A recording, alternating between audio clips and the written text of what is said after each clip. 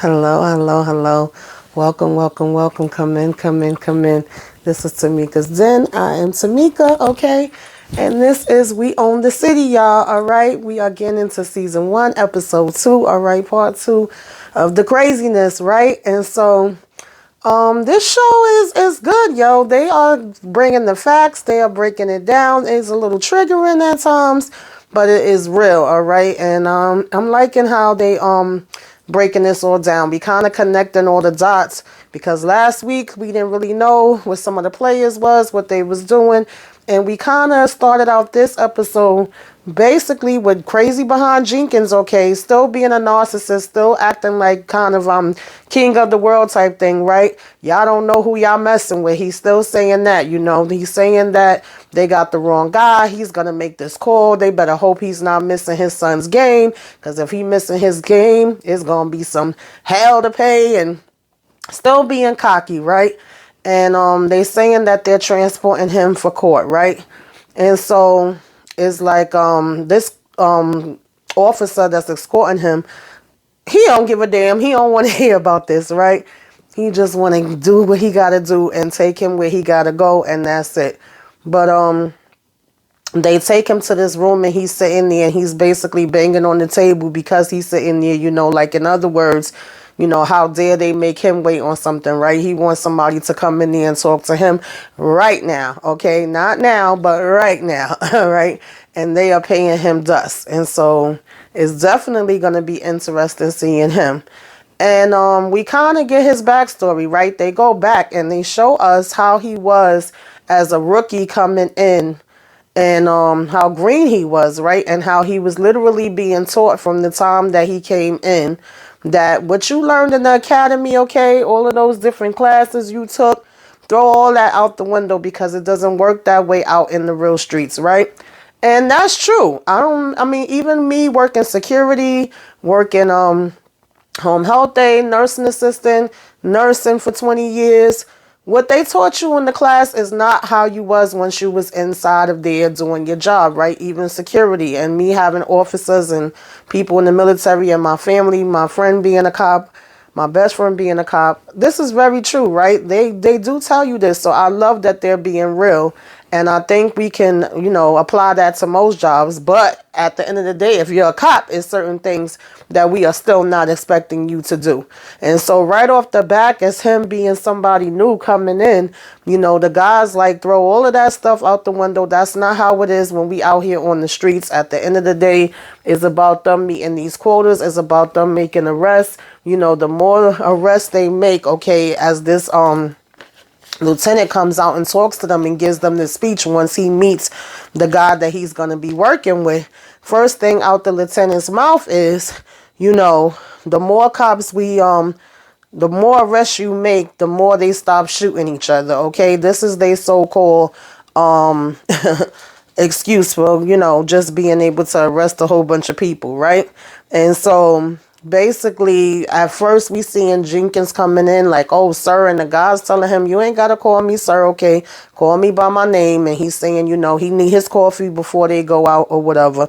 And he tells him where to sit. And like I said, they are listening to the commissioner, you know, say this speech about what he's expecting of them for the day, what he wants them to do, and how he wants them to bring these, you know, arrests in. They need these numbers high, okay? And you know, all the corners are getting examined in all the different zones, okay? They got to clear the streets, and that's that. And so one guy is saying to Lieutenant, like, you know, this is bull crap or whatever, and nothing happens. They get cut loose or whatever the case may be, right? It doesn't stick. And the lieutenant is essentially saying to them, we don't care about all of that. As long as you pick them all up and they all go in, whether they get released or not, that's not our problem, right? That's the only part that we are caring about, is that we are so-called cleaning up the streets, right? That is their goal. And so his partner lets him know that cultural sensitivity training and all that other stuff is basically bullcrap. And he says that this is Baltimore. So this is literally Jenkins, you know, introduction to this. And you can see him looking like he's nervous and he's, you know, trying to get a feel for what's going on. And so they literally showed them going and sweeping up all these guys from off the street, and women too, throwing them up against the cars, right? Just getting all of them up. And so the cop is still continuously telling him, like, see, we did our job. We're doing a good thing. We're cleaning them all up. He's like, well, what about, when they go to court? And he's telling him, like, that don't make no difference, okay? We don't care about them going to court. More than likely, they're going to be let out. We're just basically putting them in for loitering because this is supposed to be a drug-free zone. And he was like, like I said, they're going to drop the charges or whatever the case may be and cut them loose. But, we are doing what we're supposed to be doing from our end, and we are bringing in the numbers. And so that's, we know they do that. So it was interesting to see them talking about that, right? And supposedly with all of these arrests, that means that the murder rate is going down. And so he basically was like, so we just lock up anybody, and the partner is like, anybody and everybody, okay? At one point, they even see these two guys sitting outside their house, and they like, I'm in front of my house. What you going to do? Lock me up from sitting in front of my house? And they like, yeah, if you're not moved in 2 seconds, we just might, okay? And so the guys go ahead and walk in, and go ahead in their house. And so he was like, see, we still stopped another 2 people from shooting, all right? And so this does kind of make my blood pressure go up at times with some of this stuff that you got to hear them saying, right? And so, you have Jamal, who I was basically referring to Gandu as Old Dog last week. I was calling him Old Dog through the whole daggone recap, y'all, because you got to give me a minute. I got to learn these names. But that was not Old Dog, okay? That was G Money, Gandu. I forget how you say his last name. I know it's with an M. But Jamal is the one that is Old Dog, and that is the one that they were taking into question in this episode.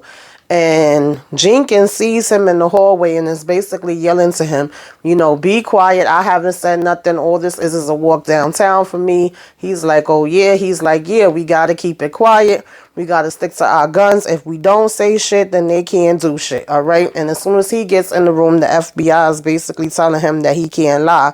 And Jamal is basically letting them know, if y'all know what I know, then y'all would make sure that y'all keep Jenkins away from all of us, okay? That's going to be y'all problem. He was like, literally just now when I was walking down the hall, he was basically yelling things at me. And so we go back to October 2015, 18 months later, and we're seeing the commissioner give a speech, and he's saying that this cop was acting like he was a gangbanger, according to him, okay? He says he was trying to intimidate a witness. He was in plain clothes, and he went out there and was recording, a witness, all right? And it was in front of a reporter. And so who is it saying something smart but Jenkins, And so they talking about some free the cop or whatever the case may be. I think his name was Lauren D. And Commissioner checks him like, listen, Officer Laurendy is on suspension, okay, and the case is proceeding to trial board, all right, and so this behavior is unacceptable and it stains us all. And so he was like, on behalf of the deputy commissioner, anyone that's working in plain clothes, anti-crime, drug enforcement, better understand that this is not the way we're going to go down. If you're doing the right thing, we'll have your back, but if you're doing the wrong thing, your ass is going, basically. And so, of course, after he's finished giving his speech, I think this is like his first encounter with Jenkins, where he goes over to him and he's like, Jenkins, right? And Jenkins is basically like, yeah. And he's just like, what was up with that outburst, that you had while I was talking? And Jenkins basically gives him a fake apology. And then when he's walking away, Jenkins says to one of the other, officers, oh, he's uptight, so you could already see that it was starting with him then. You have Nicole being called in by her co-workers to listen to this song, right? Apparently it's this rapper that made a song about Herschel. It's like, okay, Herschel's so known that he's getting put in songs, all right, talking about all the different stuff he did to him. And so she basically also brings up that Herschel could be off duty in plain clothes and he still jump out and make arrests because, he's a cop and he can do whatever he want to do, all right? And so when they ask her where she's going, because she go ahead to leave, she's like, well, I'm going to go ahead and talk to Mr. Hip Hop Man and find out what is going on, okay? They say that they didn't know they had a, somebody like that liked hip hop, a hip hop fan working in the office. And so, we have Anderson, right, aka Black, sitting inside the office waiting to be, interviewed or whatever with this GPS tracker that went down. And so, the officer goes in and they start bringing up this September 2015 heroin bust. And Anderson is like, yo, y'all ain't got nothing on me. Y'all didn't find nothing in the hotel room. They like, yeah, but you was charged with this 100 grams of heroin, back in February 9th, 2015. And so he's like, yo, that's old news. That ain't nothing that's, on me no more. And they was like, oh, no. Maybe that's what you thought. But now you gonna have to give us a whole lot if you even want us to consider making any type of deal with you. All right. And so apparently it's back on. And so basically he was like, look, as long as I don't gotta wear no wire, I will tell y'all whatever y'all want to know. So basically, he's telling them that, he would tell them anything about, Brill or whatever the case may be, because Brill is tight with a cop, and the cop is in narcotics, and the cop's name is G Money. So this is how he comes into the picture, all right? And he's saying that he know they did the robbery. He know they had a tracker on his car, that they broke in the house. And so the cop is like, yeah, well, that makes sense because the door was broke when we got there. And of course they did find the, tracker. And he's telling them if they were city cops, he would not even be having a conversation with them at all. Okay, that's the only reason why he's talking. So he's connecting the dots. They've been hearing these names, and so it's making sense. We then get Jamal in his interrogation room, and he's talking about Gondo and saying, yeah, Gondo was in the car. Okay, him and G Money and Old Dog is both spilling the tea, baby, all right? More than likely, they trying to get a deal and get some time off of them, so they don't care, all right? They ain't trying to hide it. I guess they feel like, we caught out there anyway. It is what it is. So they telling it all now, all right? And they talking about the robbery and how they went to Anderson house and bust in and how his girlfriend was there. And they basically saying, you could get anybody to do anything once you got a gun to their head, right? And the reason why they knew that Anderson wasn't home is, one, because they had already been watching him, and two, because they had the tracker on the car, which of course is, what the cops found. And so they keep bringing up this Sharpshire. We hear his name a whole bunch, and we keep hearing Gondo's name. And so basically, they say how they was telling her to get down on the ground, tell them where everything was. Of course, at first she was trying to be like, I don't know what the hell you talking about. But like he said, once he put that gun to her face, she was like, all right, okay. And she told them where the hell they needed to look to get what they needed, all right, or what they wanted. And so basically, they then step outside and start talking about how, this is all the pieces that's fitting together. They need an affidavit on Anderson, and they need to get a phone tap on Shropshire, and be able to get down and get some more information from him. They need a photo array of Anderson and things of that nature. And so basically they make an agreement on doing that, right? And so then Nicole goes to the courtroom and she talks to, this Mr. Drummond, that's a lawyer. And she's telling him she's from the DOJ and she is with the Civil Rights Division, and that she is looking for, this guy that's making this rap song about Herschel. And so he basically gives her the information for that. We have G Money saying hi to Sean, right? He sees Sean. So apparently all these officers kind of know each other. They've either worked with each other or started out together. So when he sees Sean, right, this is something we seen Wayne Jenkins do as well. He's making fun of him. It's like, oh, what's up, Sean, man? Oh, yeah, you working with bodies now? You doing homicide? He like, damn, y'all ain't making no money and y'all working to try to find, dead bodies. What's in that? And then Sean's, partner's basically like, solving damn murders. What you mean, what's in that? He's like, no, I'm just saying, man, y'all can't get no overtime. With the unit I'm with, we make mad money or whatever. We killing it with the overtime hours. And when he see them with serious faces, he's like, man, I'm just joking with you, man, but keep your head up. You know what I mean? And so they like, who the hell is this? The guy asked Sean, like, who the hell is this dummy or whatever? And he was like, oh, that's Gonzo, aka G Money, And of course they just look at homicide like it ain't nothing, right? Like, y'all not getting no overtime, y'all not making no money, so they really don't respect it, which I find that very interesting. And so then, we still seeing them trying to get this wire for Anderson or whatever have you.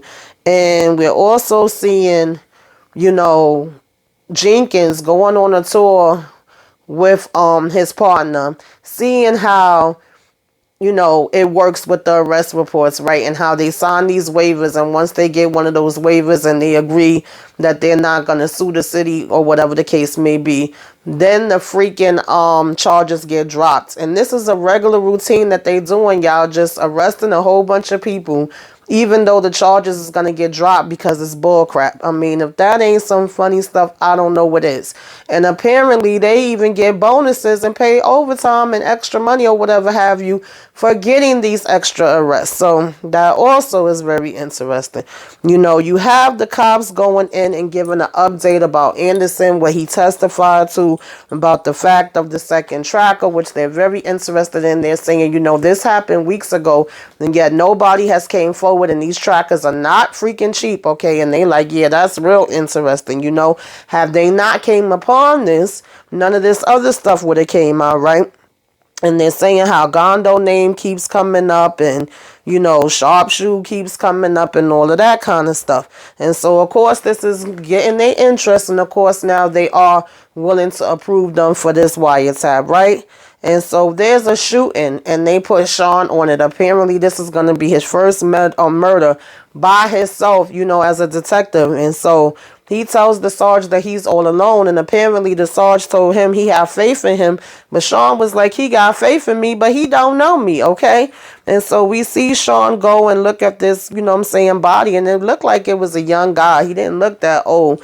Basically, he's shot, and he's saying, he has the hands like, of a working man, callous or whatever. He's looking at his hands, he's looking at the scene, he's seeing this fence, and he's basically asking, the person that's there, I think that's the forensics person, to take a wide shot. He also takes his phone out and starts taking pictures and just really observing all of the surroundings of the crime scene, right? And so they finally got this following the shop guy, I should say, Sharpshoe. And, he tells his partner to get out and put the tracker on the car once he gets out, right? And in the meantime, they are also going to have this wire. And so he was saying, why I got to do it. And he was like, oh, easy, seniority, so you the one that got to go. And they making different jokes about that. And so he go ahead and put it on there. So they are now, following behind him, tracking him, and listening to him, right?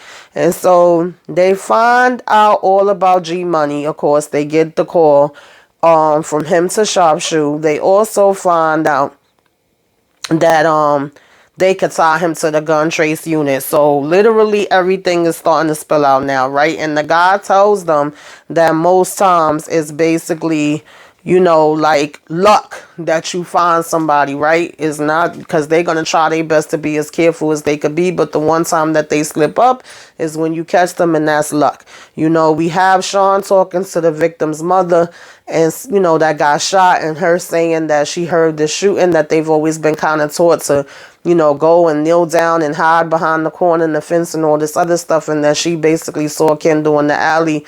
He's asking her, do she have any kind of family coming? Do she have anybody that could be there for her? And she's telling him, yeah, he's asking, can she go on?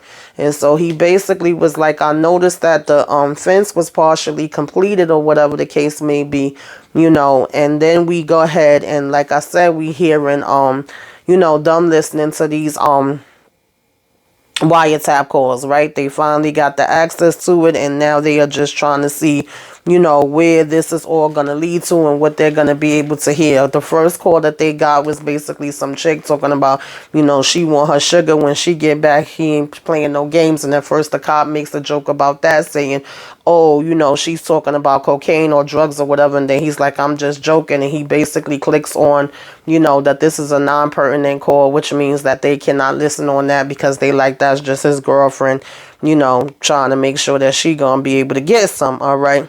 And so the FBI goes to see this witness. And this was real interesting, y'all, because this is like another freaking, cop that was working in a public safety training facility. And he's like, well, what can I do? I know I didn't do nothing wrong for the FBI to be coming here for me. And she was like, no. And she was like, but I hate to tell you, I dread this, but I got to do this interview with you. So she's like, well, a while back, you basically had made a call and stuff like that to say that you saw Gondu and Sharpshoot together. Like, what was that about? And he was like, well, I don't know. I thought it was weird. When I made the call, I was told to go to Woodlawn. I waited there by the Walter Art Gallery. When I got there, somebody slid open the door. The agent waves me in, and they basically kind of, I guess, dismissed him. And he was like, I thought it was a little over the top. And with you being here now, I guess it was. And so she was like, well, we're working our way back. And she was like, what exactly was your feeling?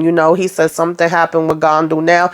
And she was like, I just would like you to revisit these concerns you had 2 years ago. It would be very helpful. So he started telling her how he don't know what it was, but he just got a feeling that something was not right about Gondu meeting up with Shashu. He was like, even though he told him, that they had been known each other from years ago, or whatever the case may be, they seemed really, really cool. And he was like, he kept telling him that he was a good guy from the neighborhood, but he was like, everybody knew that he wasn't no damn good guy. He was like, I get that he might have grew up with him or whatever the case may be, and they could have had history in their past, but that was some bull crap, basically, okay?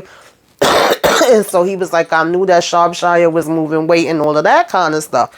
And so, that basically is another flag for them, right?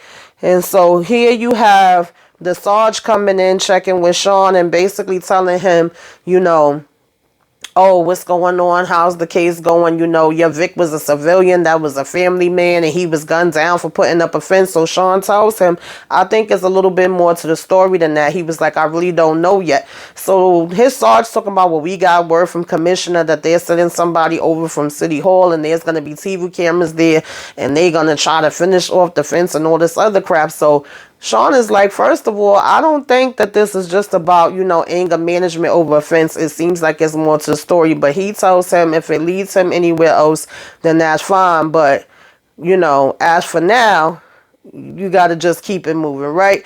And he's asking him, do he want any help with the case all of a sudden now? But Sean tells him that he's good, right? And so I thought that was interesting too.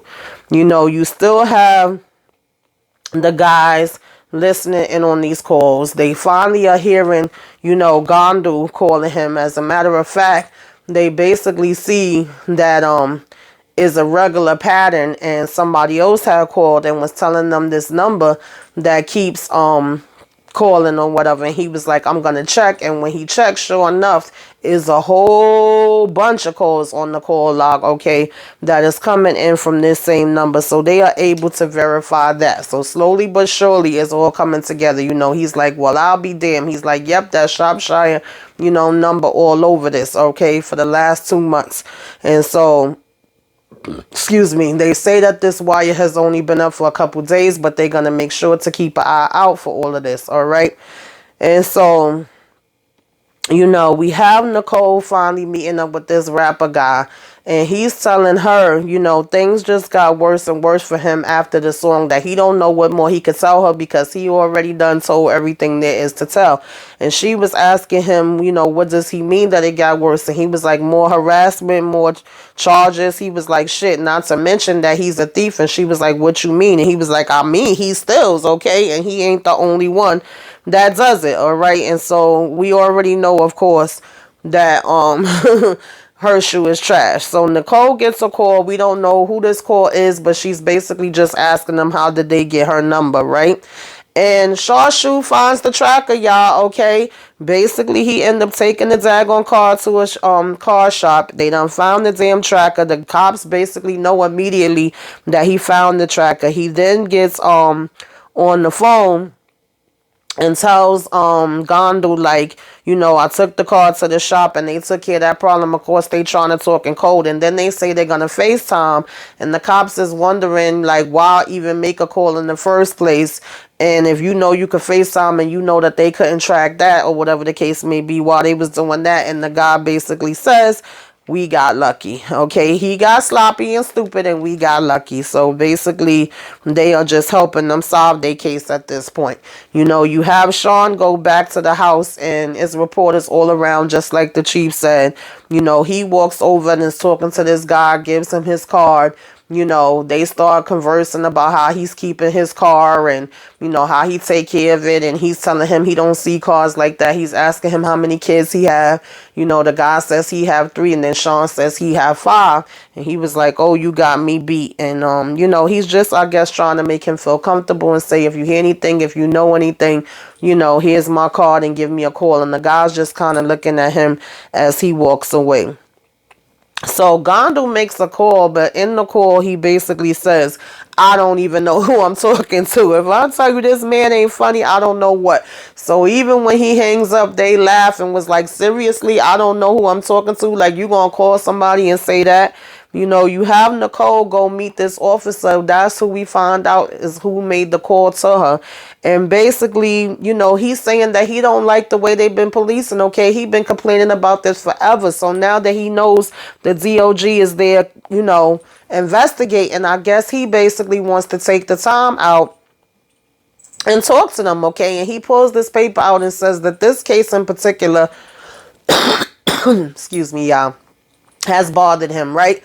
That is somebody named Samuel. And so he basically was like, you know, it's a numbers game, right? And we keep hearing that. If the numbers is down, then the sergeant is not happy. He's on their behind. They got to do what they got to do and make sure that they keep these numbers up. And basically, she's just shaking her head, you know, at hearing this. And he was like, you know, we hear about Freddie Gray or whatever, but essentially it's so many others. But this has been going on a long time, right? And so Jenkins and his partner is still basically looking around. The partner talking about, look at this hellhole. How the hell are they expecting us to fix this? And they don't pay enough for us to fix this shit, right? And they find these guys, it was like 3 of them, find weed on one and then sit there and debate like, you know, basically, what do we do? Do we take one boy in or whatever? Or should I say one body in? Or do we take 3, right? They can actually get extra money.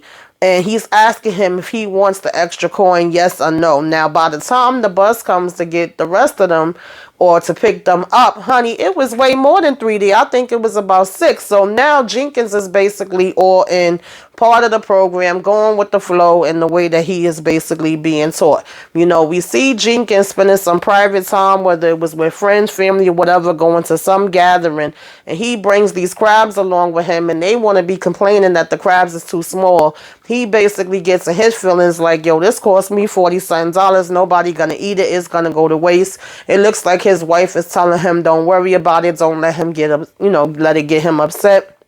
That they are going to go ahead and take it home. And if anything, you know, whatever they don't eat there, that she would eat it or whatever, and they could eat the rest at home. So you can see that they're making fun of him. In other words, like he don't make that much money and he can't afford, you know, big crabs, because he was saying that those was expensive or whatever the case may be. And so, Nicole goes and tries to talk to this Samuels guy right after getting this, well, before she even went to talk to Samuel, she was still sitting there talking to the cop, and she was like, you know, if this is happening when y'all need witnesses, how does that go? How do y'all get people to come forward? So he was like, yeah, you could get people every now and then to talk about robbery and different stuff like that. Somebody might drop a dime here and there. But he was like, at the end of the day, with stuff like this going on, they don't trust nobody. He was like, not only is it hard to find witnesses, we can't even get 12 people on the jury, okay? Nobody want to do the jury stand, because they don't believe nobody, and they like, shit, you the damn cop that I seen, you know, doing this or lying on my brother or son or somebody, you know what I'm saying, last week. And so she was like, yeah, they feel that way because now you do. And they excuse me, y'all, I'm sorry, I'm fighting off this cold. And he was like, yeah, now we do. So she asked, do he think that Samuels will talk to her? And he was like, you know, it's worth a try. I can't really say. So she does go talk to Samuels. And basically, you know, he's just telling her, like, you know, thank God that I was able to get out, you know, and not work at night or whatever the case may be. and I didn't lose my job. You know, we seeing this big scar on his forehead. We actually see how the whole arrest happened and how he was walking across the street, literally minding his own business, get stopped because he has a hood on. Then they're telling him this is a high crime, you know what I'm saying, neighborhood, asking him where he's going. He's telling them he just came from work. They pulling all over him and all this other stuff. They find a knife on him and he's like, yo, that's for my protection. Like y'all said, this is a high crime neighborhood. Needless to say, they beat the crap out of the boy, okay? And so basically, you know, when she's basically seeing him, he has this big scar on his forehead and he's asking her, do she think that's going to ruin him with the girls? That part kind of made me laugh, even though the situation is not funny. And she tells him she think he will be just fine, okay? And so, you know, we get back to Jamal inside of this daggone, you know, interrogation room. And he's basically like, you know, naming all the names that's down with this whole thing, right? And he's like saying Alice stole money too. He's like, yes, ma'am, he did. He was like, what? Because they was looking like if they was disgusted and shocked. He was like, wait a minute, y'all thought the sergeant was immune? He was like, let me tell y'all something. This didn't start with Jenkins, okay? The sergeants, lieutenants, all of them have been down with it. We don't make no money in this. You got to do what you got to do to get that money. He was like, Jenkins ain't invent this. This been going on for a long time. And that's the part that bugs me out too. Like, why are y'all still shocked? Why are y'all acting like y'all never heard of these things before, okay? And he basically was saying how, you know, he had something a while back with the IAD, and he was like, yeah, he said it took them a while to get to that, okay? He was like, they said, did he recall the investigators calling him and catching him, you know, in this polygraph thing in 2009, and they was like, where $11,000 was missing. And he like, yeah, I do. He was like, shit, that was on my list. I just didn't get to it. So him and, you know, G Money, I find it interesting how they just over here spilling the tea. They don't even care no more, right? I guess ain't nothing to lose. They already lost everything. And so he talks about this stop that they did and the fact that they pulled the man out and was telling him to give the keys, keep looking forward. So, you know, here come G Money walking to the front. Ooh, how much is he? And the, you know, man tell him it's $11,000 that he just refinanced his house. And they talking about some, yeah, right, refinance my house. I heard it all. They was like, well, you'll get this money back when you come and show a bank receipt that you know, basically refinanced your house, right? That's a good one. Y'all come up with anything these days. And so basically he stole the daggone money. He like, yeah, we stole this shit. What the hell they was going to do? We took it and we split it up, you know? And they took him out, so you did take the money? Yeah, we took the damn money, okay? All of it. And so they was like, and you lied about it? He was like, damn right, I lied about it. Like, he was keeping it real. He was like, look, I've been doing this for a long time. He was like, the funniest thing was that IAD caught me, questioned me, knew that I was lying, whatever the case may be. And then they were saying, you know, you had met, I forgot who they said in IAD when you first came in. He was like, yeah. He said, listen, they didn't charge me. They literally took the report, you know, suspended me for like 4 months or whatever the case may be. And they said, well, you called him 474 times. He was like, yep, I did. He was like, I'm surprised y'all was smart enough to catch it and to pull my phone records. But at the end of the day, y'all did, okay? He was like, y'all were warrant y'all, huh? And so he was like, you know, all right, good. He was like, you know what? Check this out. He was like, a couple months ago, they set up an interrogatory sting. And he was like, you know, they basically gave my man like 70 mark bills or whatever the case may be, popped his locker and found coke in it, okay? And IAD messed up that simple shit so bad that they basically had to have the attorney, you know, the state attorney drop his charges. He was like, so even though they had me dead to right, okay, they still had to end up suspending me. All right. And when I came back to the job, mind you, 2 years with pay. And when I came back to the job or whatever the case may be, you know what's the first thing they did? They basically reinstated me and put me in the unit with the biggest freaking crooks in the whole department, baby. All right. And I love the way he broke that down because that was so freaking real right there. And so basically he was like, I mean, that's where all the money was made. What I was supposed to do, sit back and let everybody else get the money and I wasn't supposed to get it? You crazy, you know? And so he was like, y'all got me messed up. So he definitely kept it real with that, okay? And so we have him going back to his cell when he finished talking to them, and you have Jenkins just looking, I'm saying, at him through the daggone glass. You could tell by the look that obviously he done talked, okay? He ain't trying to keep his mouth shut about nothing.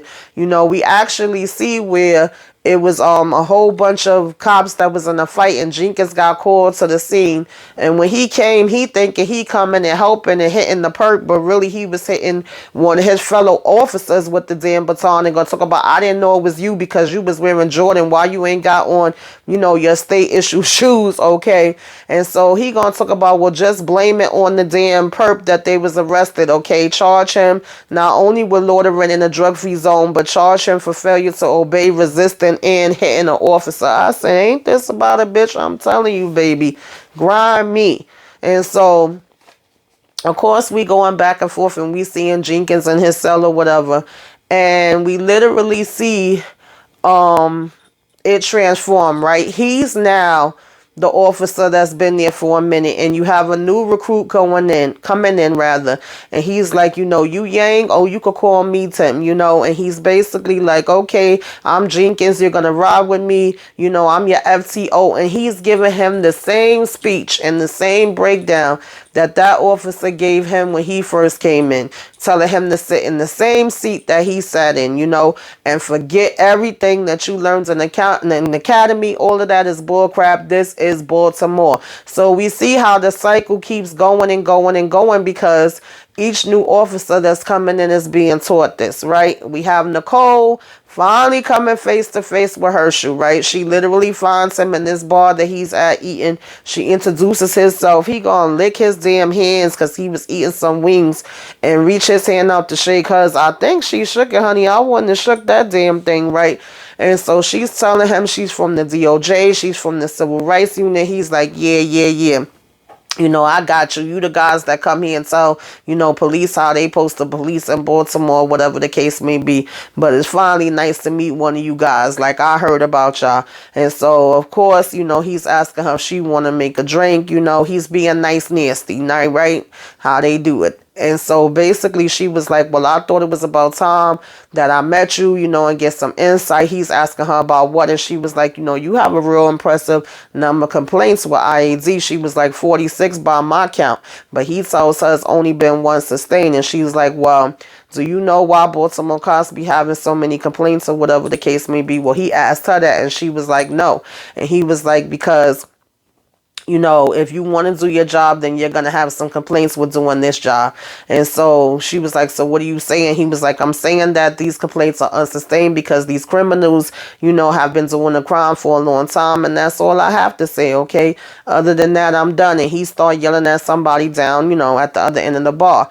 And, he was saying, give Tommy too, it's on me and all of that. And, other than that, he was like, I don't have any other comments for you, ma'am. You can have a fine day. So she's telling him that she's not a prosecutor.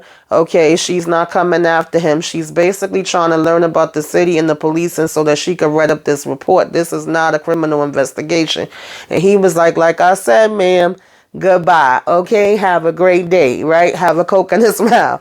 And so basically that was the introduction of Mr. Herschel. All right, so Nicole, she got to look him in his eyes, and I'm sure she gonna write up a whole, nice report on him. And then he just continued making some jokes to the guy at the end of the bar, and that was basically the end of the episode, y'all. So what did y'all think about this first episode? Okay, what do y'all, you liking it? You not liking it? What are your thoughts? Put it in the comments. Let me know. Tell me all about it. Let's discuss. All right. Till next time. Toodaloo. Oh, make sure you like, share, comment, subscribe. Till next time. Toodaloo.